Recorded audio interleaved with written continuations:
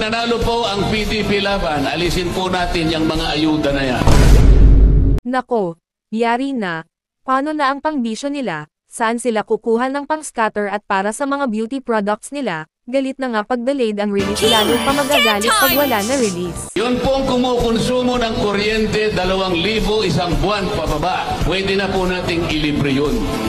Yun naman pala, mas may kabuluhan naman pala ang paglalaanan, at lahat pala makikinabang kasama na ang mga taxpayer na hindi tropa ng tagalista sa ayuda na wala pa 2,000 ang bayaran.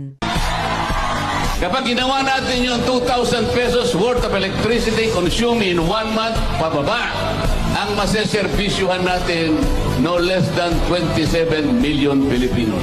Parehas, walang korupsyon sapagkat diretso sa inyo. Walang makakapagpasikat kasi wala nang magbibigay sa inyo. Kasi ngayon nagbibigay. Akala mo naman ang galing sa bulsa nila yung perang binibigay sa inyo. Tama, tiyak di papayag sa ganyan ang mga kupol na politiko, dahil hindi na nila maibabalandre ang mga pagmumukha nila, dahil hindi na cash ang ayuda.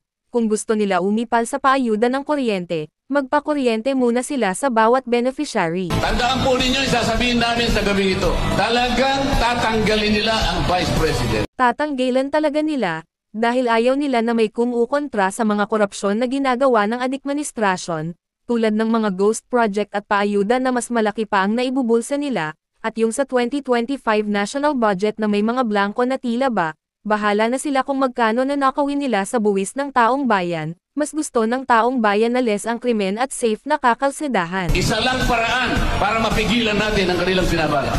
Yung team na yun, ayaw na nilang makauwi si Tatay Digong dito sa ating bansa. Pero merong isang team pipigilan, yung kanilang kagustuhan, PDP Laban.